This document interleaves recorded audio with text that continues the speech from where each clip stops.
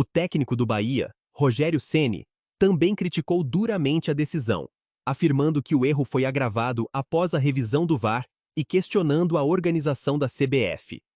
A imprensa esportiva repercutiu o lance, com o colunista Diori Vasconcelos, classificando o pênalti como constrangedor e destacando a falta de credibilidade na arbitragem brasileira. Com a vitória, o Grêmio ganhou fôlego após a recente eliminação na Copa do Brasil, enquanto o Bahia, que teve boas oportunidades no primeiro tempo, permanece na 7ª posição do campeonato. A polêmica reacende o debate sobre a qualidade da arbitragem no futebol brasileiro e a necessidade de maior transparência e profissionalismo nas decisões que influenciam diretamente os resultados das partidas. Comenta aqui embaixo, se inscreve no canal, deixa aquele like para fortalecer, que vem muito mais conteúdo e informação para vocês. Tamo junto! O Grêmio venceu, né? O Grêmio venceu o Bahia por 1-0, tá? A partida foi encerrada, teve um pênalti polêmico e vale a gente deixar claro. Luiz Felipe Scolari, que é o coordenador técnico do Grêmio, e o presidente do Grêmio foram na CBF reclamar da arbitragem.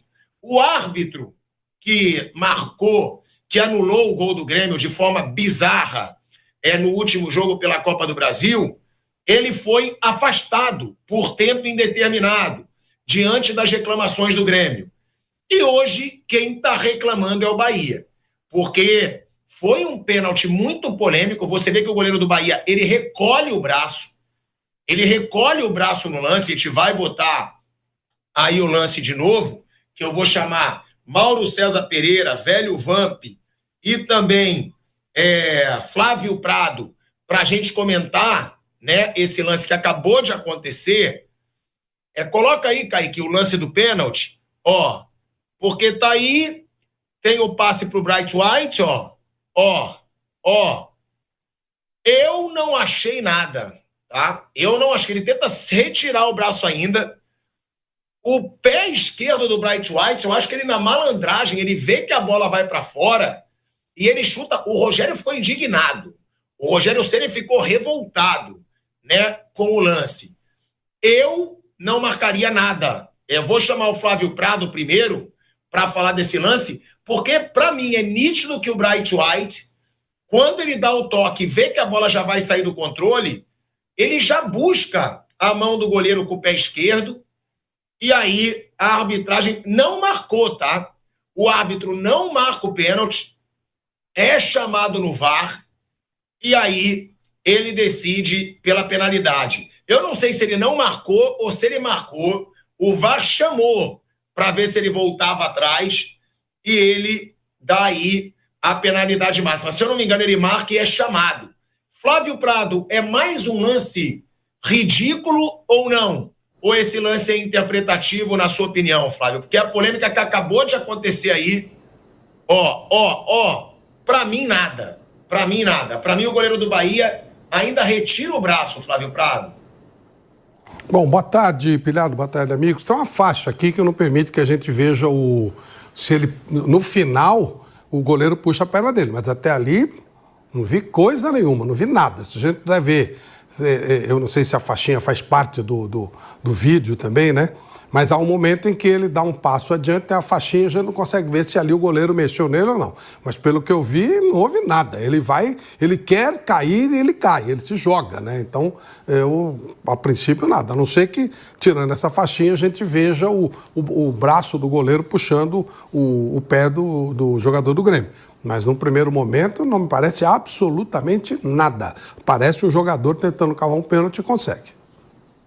E cavando de forma descarada, né? Porque ele busca a mão do goleiro. Kaique, se você puder tirar a faixinha, né, que o Flávio está reclamando, porque para mim ficou muito claro no lance, quando eu vi o lance, que ele cava, ele busca, né, a mão do goleiro adversário, ele estica o pé esquerdo ali, ele busca a mão do goleiro adversário, olha aí, Interfere no resultado da forma que para mim ele interferiu, brigando com a imagem, brigando com o que passou no telão para o estádio todo. Para você que trabalha a semana toda, pensa, vê jogo, analisa, monta toda a estratégia e vê sua estratégia ruir por um erro que não depende de você, o quanto isso te incomoda e o quanto isso interfere na sequência da sua percepção do próprio jogo? Bom, primeiro, com relação ao jogo, eu acho que nós tivemos um primeiro tempo onde nós dominamos, onde nós tivemos a oportunidade de chegar muito próximo ao gol, mas eu acho que faltou um pouco de ambição para a gente ganhar o jogo. O erro do árbitro, ele é crucial, determinante para que o Grêmio vença. Mas nós podemos ainda conseguir coisas melhores, eu acho que dentro de uma partida, se a gente tiver um pouco mais de ambição de fazer gol, de finalizar, de chutar. A gente não pode esconder também nossas deficiências, ou a que a gente podia ter feito de melhor até chegar ao erro do árbitro. O erro do árbitro é dar o pênalti. Depois que ele vai ao VAR, já não é mais erro. Aí já é uma outra coisa que eu não sei dizer para você o que é, mas deixa de ser um erro. Quando ele vê a imagem e volta lá e dá o pênalti, me parece outra coisa. É o mesmo árbitro do Sport, né, contra o Palmeiras, é o mesmo árbitro da vitória do próprio Grêmio contra o Santos aqui.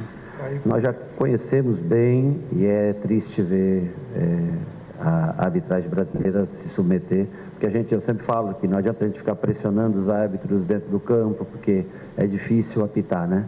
Mas no momento que para o jogo e você tem a oportunidade de corrigir aquele erro que você cometeu, e vai ao VAR, olha, volta e mantém, isso deixa de ser um erro.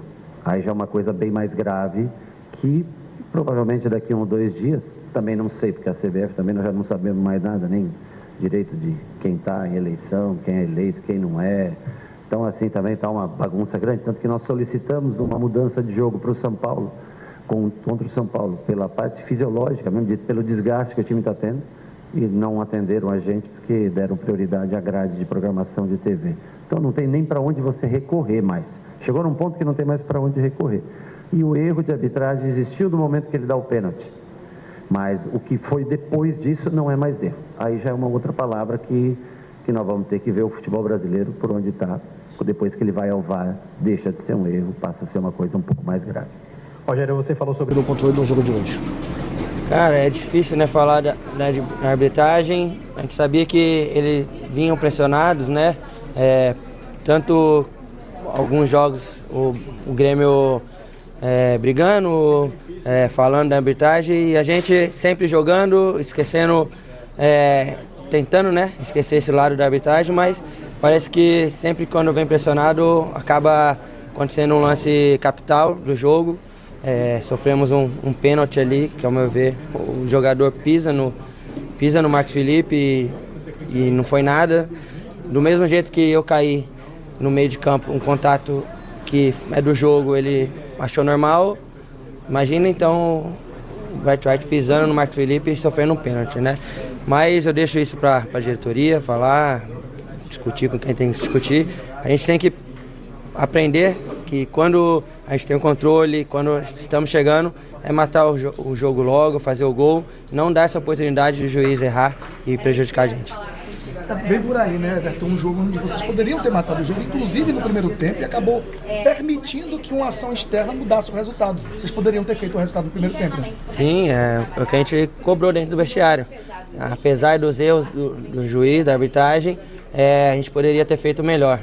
Deveríamos, né, fazer melhor, porque tivemos a oportunidade, acabamos pecando hoje no último passe, na finalização, e isso deu a oportunidade de a gente sofrer um pênalti ali controverso e mudar totalmente o jogo, né? Aí fica mais difícil, temos que correr mais, então levar esses detalhes para os próximos jogos, ter essa ambição de poder fazer o gol rápido e ter mais o controle do jogo depois dessas oportunidades. Everton, o Rogério Ceni falou na coletiva que um time que quer estar em cima, né, no G4, enfim, no G6, não pode deixar de aproveitar oportunidades como o jogo de hoje. Para quarta-feira, o que não pode faltar contra o Inter?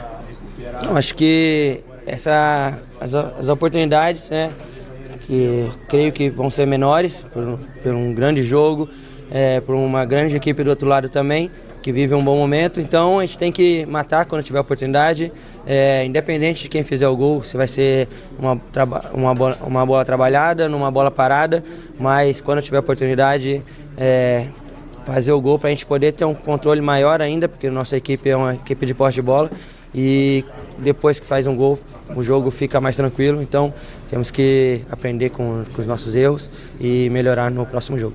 Everton, o Rogério fala que